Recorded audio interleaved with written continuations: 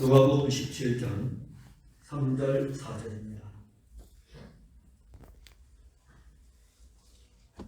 너희는 스스로 조심하라. 만일 내 형제가 죄를 범하거든 경고하고 회개하거든 용서하라. 만일 하루에 7번이라도 내게 죄를 짓고 7번 내게 돌아와 내가 회개하노라 하거든 너는 용서하라 하시더라. 아멘. 누가복음 17장 1절부터 이 말씀은 4절까지의 말씀은 실질적으로 작은 자 하나를 이야기합니다. 기독교는 다른 종교에서 볼 수 없는, 사실 종교라는 범주에 넣게 되면은 기독교하고 타 종교를 같이 넣다 보니까는 우리가 일반적인 관점에서 그냥 기독교를 종교의 범주에 넣게 되는 것입니다.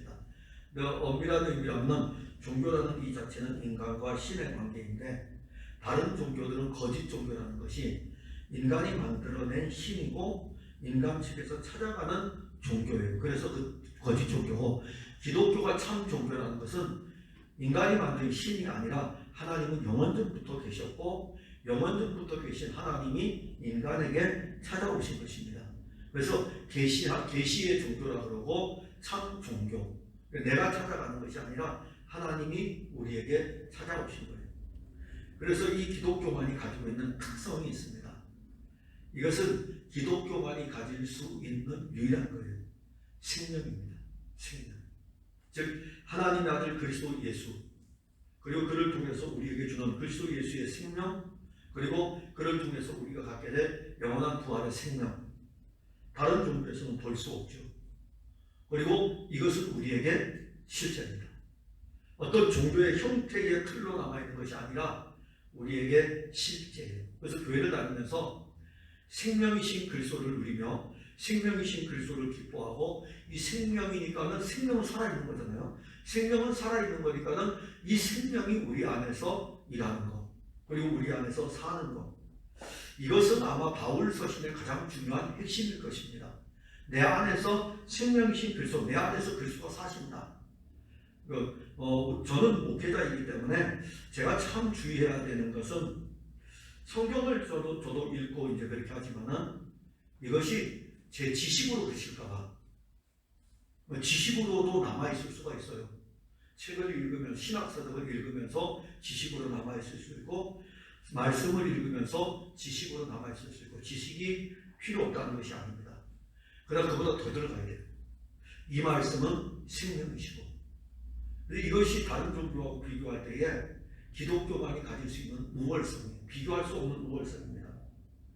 그래서 이 기독교는 한 생명을 소중하게 여깁니다. 한 생명.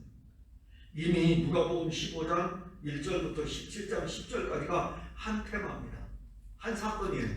굉장히 길죠. 누가복음 15장 1절부터 17장 10절까지가 한 테마예요. 그래서 17장 11절에 보면 예수께서 예루살렘으로 가실 때에 새로운 나라로 가는 겁니다. 15장 1절에 그 말씀이 계속해서 이어지는 거죠. 그러면서 이어지면서 이 15장의 가장 중요한 핵심 출발이 무엇입니까? 세리와 죄인들이 예수님과 함께 식사하는 것을 보고 바리새인들이 속으로 어떻게 죄인들하고 같이 식사해? 라고 하는 이 마음에 가진 바리새인들을 향해 가지고 99마리의 양보다는 잃어버린 한 마리의 양을 찾는 잃어버린 것에 대해서 말씀하였고, 17장에 와서 다시 한번 작은 자 하나에 대한 소중함을 말씀합니다.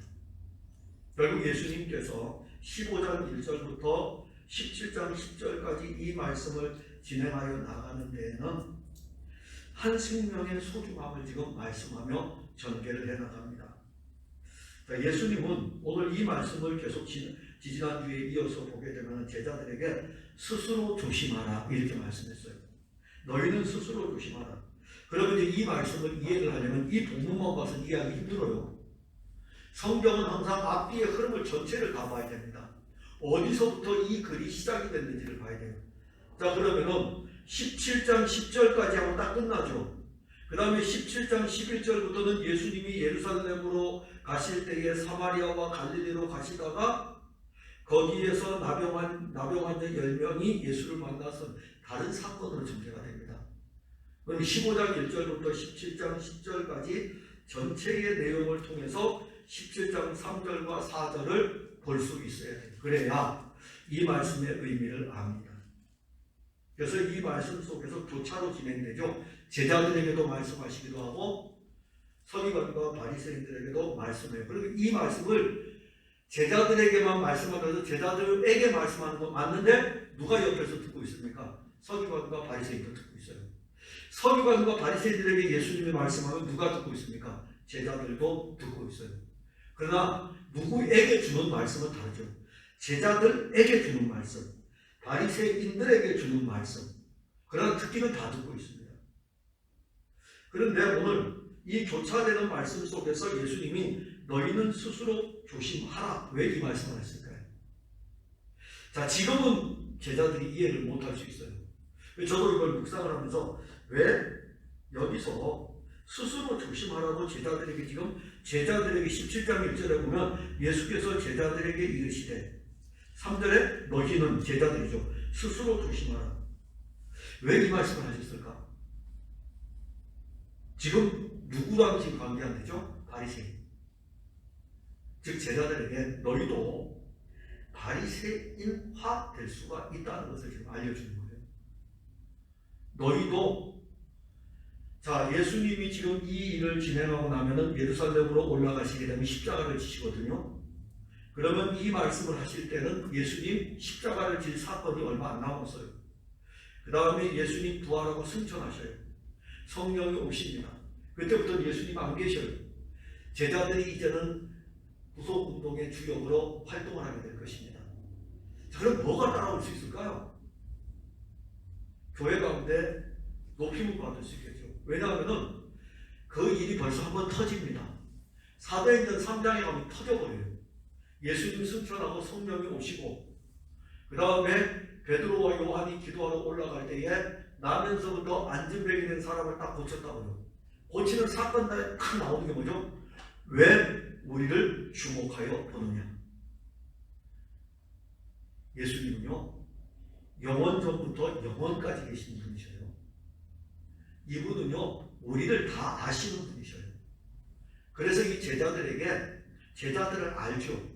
제자들이 육신을 입고 있잖아요. 육신을 입고 있는 동안에는 사실 온전함이 없어요. 그리스도가 그들 안에 있어도 온전하다고 할 수는 없습니다. 그들 안에 있는 그리스도는 온전하지만 이 육신은 아담의 본성 아래 있기 때문에 늘 아담의 본성으로 가려는 경향이 강합니다. 그 말은 영어로 말하면 바리새인화 될 수 있는, 기독교라고 하는 이 자체 예수 그리스도 죽으심과 부활의 이 생명이 종교로 갈 수가 있어요. 그래서 너희는 스스로 조심하라, 이 말씀을 하는 것입니다. 바리새인들은 어떠한 신앙생활을 했죠? 자기들의 종교적 의를 항상 앞에 세웠습니다. 그리고 자기들의 이 종교적 의가 신앙생활의 척도였어요. 그러니까 바리새인들은 하나님의 말씀을 지킨다고 하는 것 같지만은 실질적으로 하나님의 말씀을 지키는 자기들의 행위가 자기들의 신앙의 척도였습니다. 예를 들어서 제가 이 교회의 신앙생활의 척도가 되면은 여러분들은 저를 기준으로 해서 신앙생활을 해야 됩니다. 그래서 저에게 미치지 못하면 신앙이 없는 거예요. 그럼 저 위에는 있을까요? 제 위에는 없어요. 제가 기준이기 때문에 제 위에는 없어요. 그러니까 바리새인의 신앙의 기준은, 신앙생활의 기준은 자기들이에요. 자기들이기 때문에 이 자기들이 신앙생활의 척도로 살아갑니다. 그래서 자기들의 의가 계속 드러나는 거죠. 사람이 스스로 기준이 되는 이 종교의 기준, 자기가 되는 순간에는 바리새인은 자기들이 기준이 되고, 만일 우리도 신앙생활할 때에 내가 우리 교회에서 신앙생활의 기준이야, 이렇게 하는 순간 어떻게 되겠습니까? 하나님에게서 멀어집니다. 바리새인들이 하나님의 말씀을 잘 지키는 것 같지만 실상은 가장 하나님에게서 멀리 떠나 있는 사람들이에요. 다른 사람들이 볼 때는요, 하나님에게 굉장히 가까이 있는 것 같지만은 그는 위선이고 속이는 것입니다. 거짓이죠. 우리는 우리의 신앙의 잣대를 어디에 두어야 되냐면 그리스도에게 두어야 합니다. 우리의 신앙생활의 잣대를 그리스도에게 두면 우리에게서는 자랑할 것이 없습니다. 자, 우리 중에 누가 그리스도의 신앙의 잣대에 맞출 수 있겠습니까? 여러분들의 신앙생활의 잣대를 그리스도에게까지 딱 맞추어서 여러분들 스스로가 그리스도로 이 잣대가 되겠습니까? 그러니까 저도 예수 그리스도를 굉장히 좋아하는데 간혹 가다가 이제 대화를 하다 보면 제가 그런 이야기를 해요. 예수 그리스도를 제가 아무리 많이 말하고 예수 그리스도를 아무리 설교를 해도 이 예수 그리스도가 제게 종교가 될 수 있습니다. 그 의미를 혹시 아셔요? 저는 제가 알아요. 제가 예수 그리스도를 너무너무 좋아하고 그리고 예수 그리스도에 대해서 계속 증거할 때에 예수 그리스도를 가지고 딱 되는 거예요. 너 그거 안 맞네. 그리고 제가 예수 그리스도를 잣대를 만드는 거예요.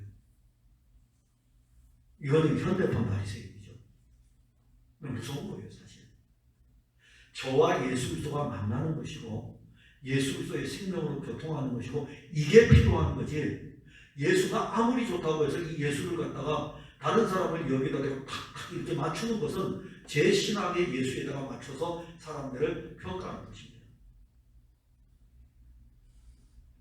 우리는 우리의 신앙생활, 지금 제자들이 하시는 말씀, 너희는 스스로 조심하라. 똑같아요. 우리 스스로가 바리새인으로 바뀔 수 있다는 것을 알아야 돼요. 우리 다 바리새인 될 수 있어요. 아니, 어떤 면에서는 여러분들은 가정에서 바리새인으로 지금 있을 수가 있습니다. 그래서 이 부분에 대해서 조심해야 된다. 이 말씀을 제자들에게 하는 것입니다. 그러면 조심하라 그랬는데 어떻게 하면 내가 바리새인화 되지 않을 수 있을까? 어떻게 하면 될까요? 늘 예수 그리스도로 교통하고 그리스도의 생명을 공급받으며 그 은혜가 우리를 이끌어가는 삶이 되면은 실질적으로 우리에게서 자랄 수 있는 바리새인의 요소가 없어지고 다시 더 쉽게 설명하면 그리스도의 은혜가 우리를 이끌어가는 신앙생활. 내가 그리스도에게 맞추어서 이렇게 가는 게 아니고 그 은혜가 나를 이끌어가는 거예요. 늘 구해야 되는 것은 그리스도 예수의 은혜를 우리는 구하는 거예요. 그러니까 스스로 조심하라는 것은 내가 지키려고 조심하지 말고 지금 계속해서 이 제자들은 누구를 지금 봅니까? 예수를 보는 거예요. 그러면 이 예수는 누구라고 계속 가르칩니까? 하나님의 아들을. 예수는 하나님의 아들, 예수는 그리스도. 그래서 그들의 입에서 이 고백이 나오게 하고 성령이 오셨을 때에 제자들 안에 뭘 자꾸 알려줍니까? 그가 오면 내게 대해서 증거할 것이라. 우리는 이걸 자꾸 잊어먹는 것 같아요. 하나님의 거룩한 영이 오면 제자들 안에다가 그리스도에 대해서 계속 공급해주고 하나님의 영이 오니까 제자들은 설교를 할 때 어떻게 합니까? 여러분 우리가 예수님을 3년 반 동안 따라다녔는데 예수님께서 이런 능력을 행하시고 이런 일들을 행하시고 그런 설교했습니까? 안 했어요. 예수가 십자가에 죽으신 거. 왜 죽으셨느냐? 예수가 부활하신 거. 그리고 너희도 돌이켜 회개하고 주 예수를 믿으라. 이거 전했어요. 이게 얼마나 중요한가. 그러니까 은혜가 우리를 주도적으로 이끌어갈 때에 우리의 영적인 바리새인화를 사실 막을 수가 있습니다. 교묘하죠. 복음이라는 것과 율법이라는 것이 그리스도가 복음인데 이 그리스도도 율법이 될 수가 있다는 거예요. 그리스도도 율법이 될 수가 있어요. 내가 지키려고 내가 그리스도의 말씀을 가지고 판단하고 막 평가하는 거 이게 율법이 될 수 있는 거예요. 저는 우리는 지금 그리스도가 없는 게 아닙니다. 우리 다 그리스도가 있어요. 그러니까 우리에게 바리새인이라는 요소는 예수님 당시에 바리새인이라는 요소는 예수가 그리스도가 아니라는 것 때문에 바리새인이고 자기 열심이고 오늘 우리들에게는 그리스도가 있는 것이잖아요. 그리스도가 있는데도 우리에게 바리새인이 있을 수 있겠느냐? 있다는 것입니다. 내가 그리스도를 만들어 놓고 내가 이 그리스도에게로 나아가는 이 과정 속에서 그리스도가 우리의 종교가 되어버리게 되면 충분히 될 수가 있어요. 그래서 이런 부분에 대해서 조심해야 되는데 그것도 내가 조심하는 것이 아니라 결국 그 부분을 조심하려면 은혜의 풍성함으로 나아가는 길밖에 없어요. 은혜가 풍성하면요 은혜에 풍성하게 젖어지게 되면 우리의 종교의 어떤 의식들은 사실 자리를 잡을 수가 없습니다. 생명이신 이 그리스도가 우리의 신앙생활을 이끌어갈 때는 우리를 누구에게로 이끌어가겠습니까? 율법으로? 아니면 우리가 교회에 다니는 어떤 신앙의 걸음으로? 아니면 우리를 그리스도에게로 이렇게 이끌어가서 그 풍성함의 은혜가 우리로 하여금 살게 하는 것이죠. 그래서 예수님은 제자들에게 스스로 조심하라. 근데 또 하나 더 나가서 예수님은 제자들에게 경고와 회개와 용서에 대한 이 부분을 말씀합니다. 자, 여기 오늘 보면은 스스로 조심하라. 만일 내 형제가 죄를 범하거든 경고하고. 자, 이 경고하라 그랬는데 경고라는 부분이 죄에 대한 부분과 관계를 합니다. 자, 그러면 죄에 대하여 네 형제가 죄를 범하거든 경고하라 그랬어요. 죄는 누구와 관계합니까? 나하고 관계하는 겁니까? 아니, 죄는 하나님하고 관계하는 것입니다. 죄는 하나님하고 관계해요. 그러면은 죄가 하나님하고 관계한다면 사죄는 누구와 관계할까요? 용서는 누구와 관계할까요? 당연히 하나님과 관계하죠. 죄가 하나님과 관계합니다. 저하고 여러분들하고 신앙생활 할 때에 죄라는 문제는 저와 여러분들 사이에 관계하는 게 아니에요. 죄에 대해서 경고하라는 것은 하나님과의 관계입니다. 그러니까 하나님과의 관계에서, 그러면 하나님과의 관계에서 일어나는 문제이고, 그럼 하나님과의 관계에서 죄의 문제가 일어난다면 사죄의 문제도 하나님과의 관계에서 나타나는 것이고, 용서의 문제도 하나님과의 관계에서 나타나는 것입니다. 그런데 지금 이 말씀을 제자들에게 주는데 옆에 누가 듣고 있습니까? 바리새인들이 듣고 있잖아요. 바리새인들은 이 부분을 어떻게 보았을까요? 그들은 죄가 하나님과의 자리에서 관계하고, 사죄도 하나님과 관계하고, 용서도 하나님과 관계하는데, 바리새인들 같은 경우는 이 부분에서 자기들이 하나님의 자리에 앉아 있는 거예요. 하나님의 자리에 앉아서 판단하고, 그리고 자기들이 판단도 누가 합니까? 선악을 알게 하는 판단은 하나님만이 가진 권한이에요. 근데 인간은 하나님과 같이 되려고 선악을 알게 하는 나무의 열매를 따먹은 거예요. 그래서 우리가 만약에 이것은 선하고 이것은 악하다라고 판단하는 것은 하나님의 고유 권한을 침입한 것입니다. 우리에게 있죠? 우리 잘 사용하잖아요. 서로 의견이 다른 걸 가지고 다르다고 안 하고 맞다 틀리다 이러잖아요. 틀리다 그러잖아요. 저 사람 의견이 다를 뿐인데 이미 우리에게 얼마나 그런 용어를 많이 썼는지요. 우리 박은혜 집사님하고 저하고 의견이 다를 수가 있죠. 그런데 박은혜 집사님이 저하고 의견이 다르다고 해서 틀린 건 아니거든요. 저 안에는 저도 모르게 아담의 본성이 있어가지고 저하고 다르면 틀린 거예요. 그 판단의 기준은 누가 됩니까? 저예요. 이게 아담의 옛 본성이에요. 그래서 우리는 많은 부분에서 심지어 살아가면서 서로 의견에 대립이 있으면 틀리다 그러지 다르다고 잘 이야기를 안 합니다. 저도 그게 쉽지 않더라고요. 근데 바리새인 같은 경우에는 죄에 대해서는 하나님과의 관계인데 자기들이 그 자리에 앉아서 마치 자기들이 판단하고 자기들이 정죄하는 거예요. 심판자의 자리에까지 앉아있는 것입니다. 예수님은 제자들에게 죄에 대하여는 경고하라고 했습니다. 자, 이 경고는 죄에 대한 부분을 알려주고 죄가 가져올 영적인 치명성도 알려주라는 것이죠. 실은 누굽니까? 옆에 있는 바리새인들이에요. 옆에 있는 바리새인들이에요. 자기 의를 이루는 사람들, 자기가 의를 이루는 사람들, 자기 종교로 열심을 내는 사람들. 지금 제자들 주변은 다 유대인들입니다. 제자들 주변은요, 이방인이 아니고 전부 다 유대인들이에요. 자기 종교에, 유대 종교에 취해 있는 사람들, 유대 종교는 그리스도가 필요 없는 사람들이에요. 자기들이 하나님의 말씀을 맡았다고 생각하고 그 말씀을 이루려고 하는 사람들입니다. 그 사람들에게 경고해 주라 이겁니다. 아니다. 그리고 너희들이 의를 이루려고 하는 이것이 죄고 이것의 치명상은 하나님의 아들이 육신으로 온 것을 너희들이 거절하는 것이다. 이거 경고해 주라. 말씀하는 것입니다. 그러면 이 죄에 대한 경고는 어디로 이끌어갑니까? 회개로 이끌어가요. 그래서 오늘 본문에 형제가 죄를 범하거든 경고하고 회개하거든. 즉 죄에 대한 경고는 회개하거든이라는 이 말씀은 너희들이 죄에 대해서 경고하면 그들은 회개한다 이거죠. 회개한다 이거죠. 교회가 그리스도에 대해서 바르게 전하고 그리스도를 알지 못하는 것에 대해서 알지 아니하고 살아가는 사람들에 대해서 죄에 대해서 경고를 해야 돼요. 그러면 그들에게 이 그리스도가 필요한 것을 알게 되고 돌이키게 되는데 오늘날 우리 교회도 그러하고요.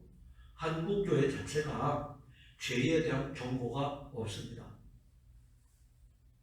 죄에 대한 경고가 없고 늘 축복으로 가득 차 있어요.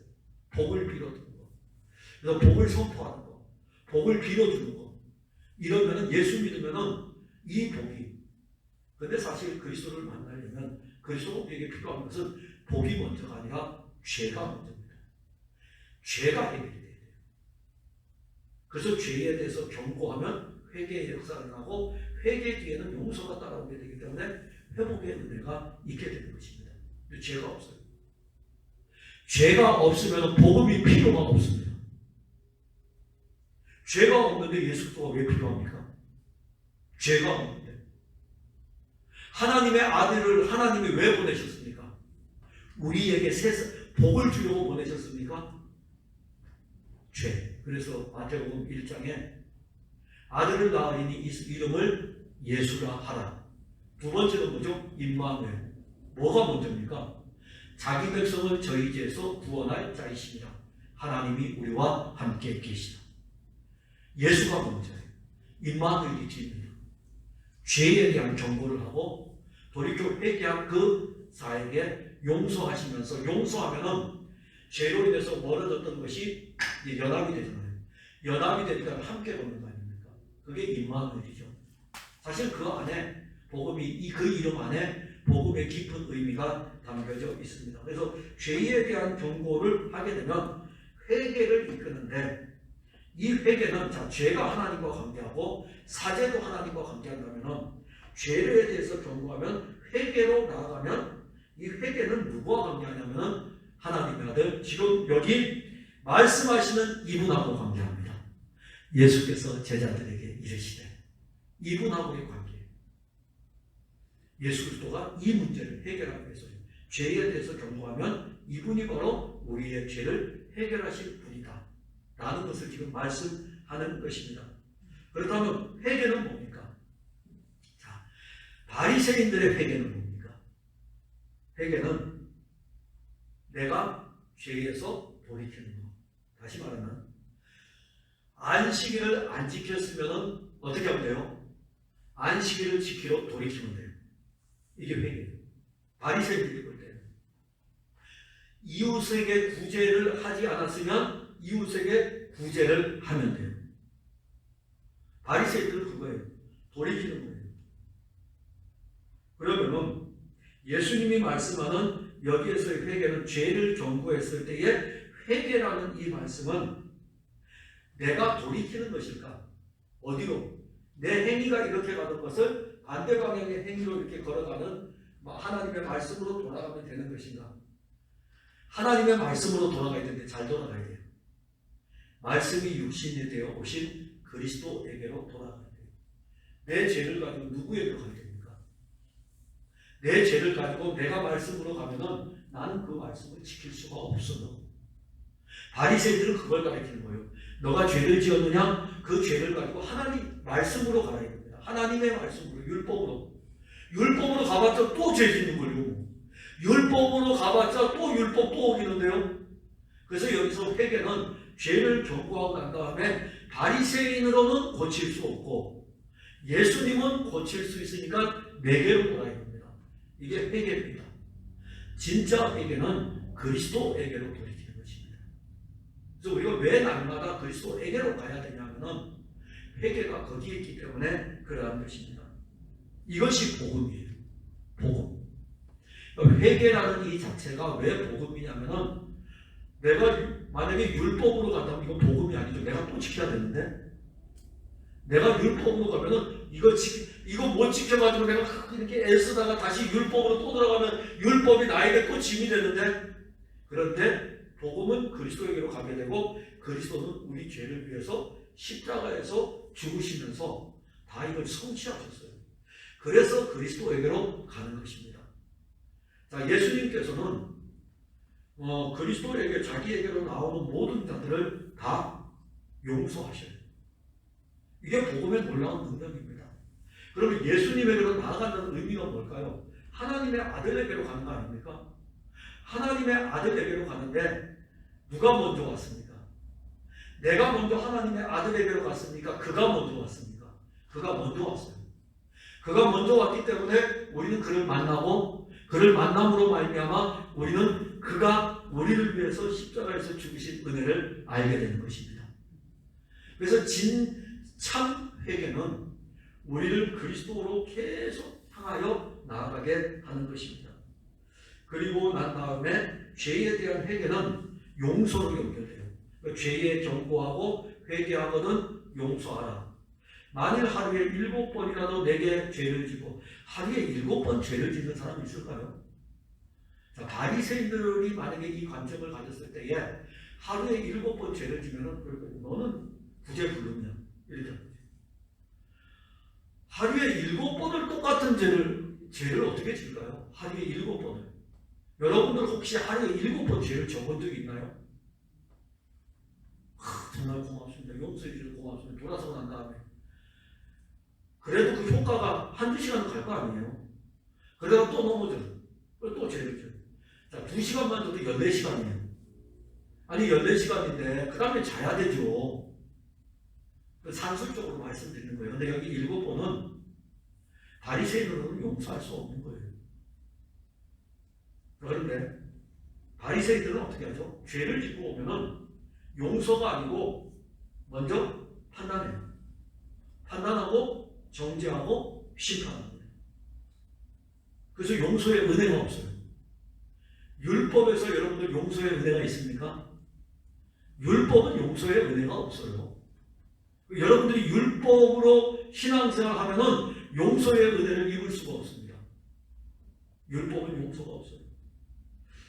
중세 말기에 기독교 우리 카톨릭, 로마 카톨릭을 보게 되면은 거기는 용서가 없어요. 원래 용서의 실제는 그리스도이신데, 용서의 전부는 그리스도이신데, 어떻게 이 그리스도가 중세 시대에 전해지면서도 그리스도가 없어요. 그 중세 말기에 카톨릭 신자들, 그리스도인들은 하나님이 무서웠어요. 용서가 없으니까. 하나님이 무서웠고 하나님이 두려웠어요. 그러면 용서를 받기 위해서 어떻게 해야 될까요? 내가 많이 애써야 돼요. 내가 많이 노력해야 돼요. 이제 그런 성도들을 향해서는 헌금을 빼내는 데는 또 일가견이 있겠죠. 그래서 나오는 게 면죄부, 면벌부. 당신이 지은 벌에 대해서 용서해주고 당신이 지은 죄에 대해서 용서해주는데 뭘요? 이거 하나 사야 됩니다. 얼마요? 10만 원. 예. 줄 쓸걸요 아마. 근데 애석하게도 오늘날 교인들은 중세 말기에 하나님을 만나는 것이 아니라는 것입니다. 중세 말기에 하나님을 만나면 무섭죠. 아니 루터 보세요. 그 루터 같은 경우에도 자기 친구가 벼락 맞아 죽으니까 얼마나 무서워 벌벌벌 떨어요.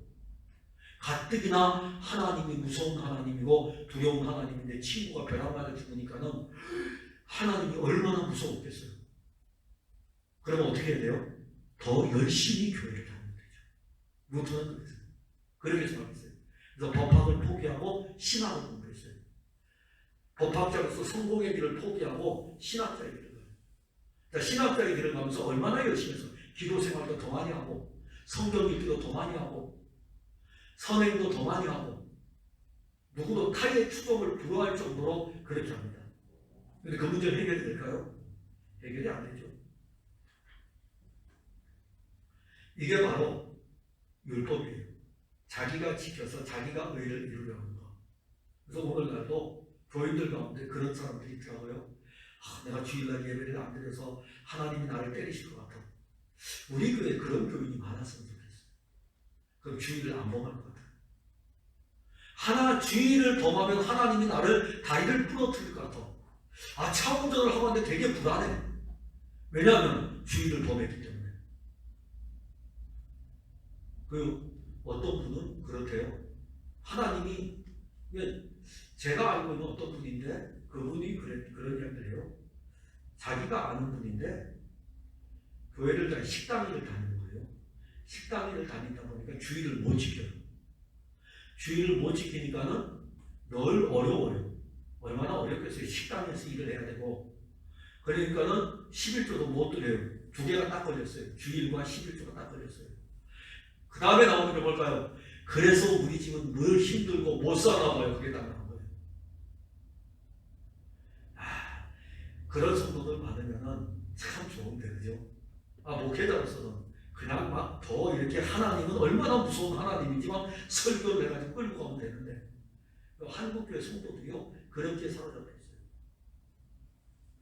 오늘 이 본문에서는 죄에 대해서 경고하고 회개와 용서로 이어집니다. 누가 우리 하나님을 무서운 하나님으로 만들었습니까? 목회자들이 만들었죠. 목회자들이 하나님을 무서운 하나님으로 만들었어요. 하나님 결코 무서운 하나님 아닙니다. 하나님은 믿지 아니하는 자에게는 중동하게 무서운 분이지만은 하나님은요, 믿지 아니하는 자에게는 인정사정 앞입니다. 심판대 앞에서 그 아들 두고서 심판하실 적에는요, 그냥 지옥불, 눈물, 콧물 다 흘려도 인정사정 볼 것 없어요. 믿지 아니하는 자에게는. 하나님은 믿는 자에게는 한없이 자비하십니다. 자기 백성들에게. 왜 그럴까요? 얼마나 사랑하시는지 자기 아들까지 주었잖아요. 왜 우리는 믿는 사람인데 믿지 않는 사람처럼 하나님을 그렇게 대합니까? 우리는 믿는 사람들이에요. 우리를 너무너무 사랑하셔가지고 자기의 아들까지 준 분이 우리 하나님이십니다. 그 하나님은 우리에게 무섭게 하겠어요? 너무 좋으신 분입니다. 그래서 이 본문은 경고와 회개와 용서는 세트로 같이 굴러가는 것입니다. 죄에 대한 회개는 용서인데 이 영적인 원리는 이렇습니다. 죄에 대하여 그리스도에게로 나아가면, 내가 악하고 추악하고 연약해도 내가 그리스도에게로 나아가면 이것이 회개이고, 회개는 그리스도에게로 나아가는 모든 사람들에게 그리스도는 그들을 거절하지를 않습니다. 그러면 그리스도는 자기에게로 온 모든 사람들, 자기 백성들의 죄를 지는 거죠. 그래서 자기 백성들의 죄를 지는 거예요. 자기 백성들. 그러니까 이 표현이 우리의 언어적 표현이라 참 어려워요.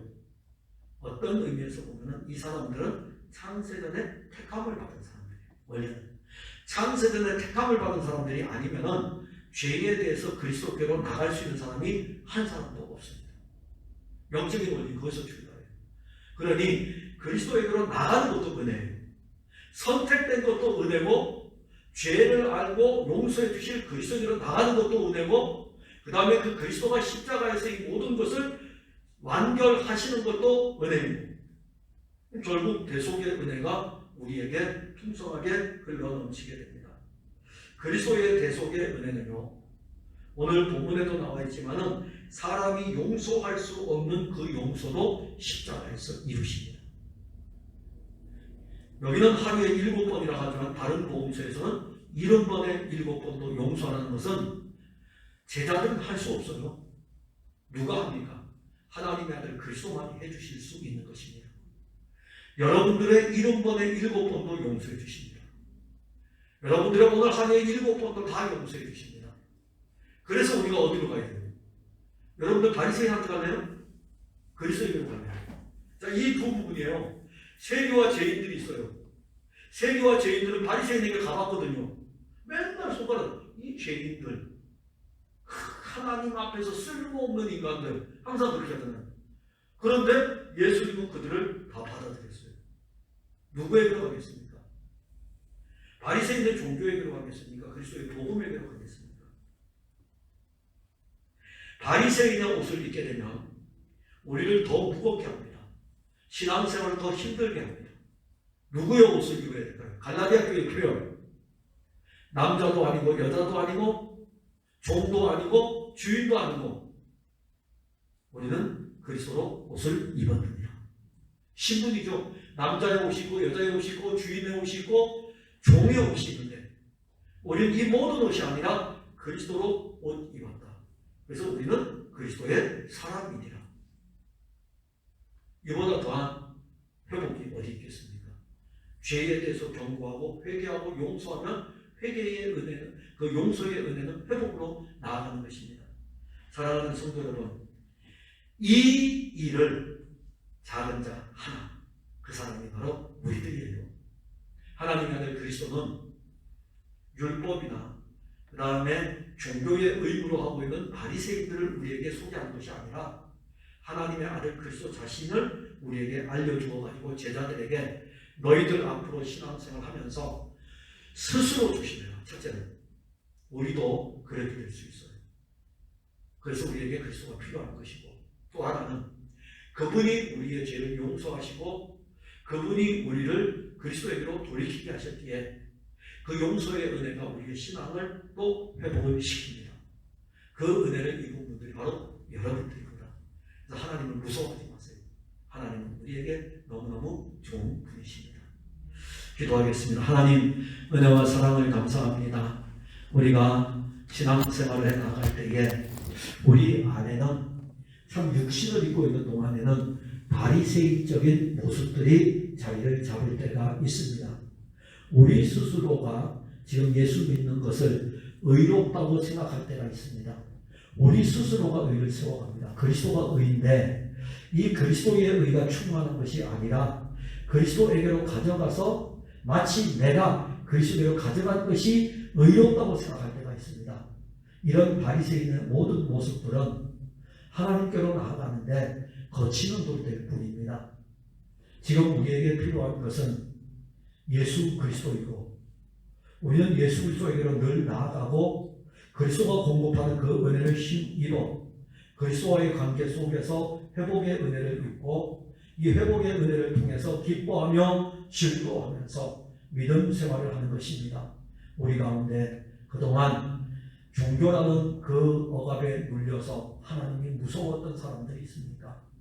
저들을 긍휼히 여겨주시고 이들을 이 종교에서 자유케 하여 예수 그리스도를 만나고 그 안에서 자유함을 얻고 그 안에서 용서함의 은혜를 입고 그 안에서 기뻐하는 신앙생활을 할 수 있도록 도와주옵소서.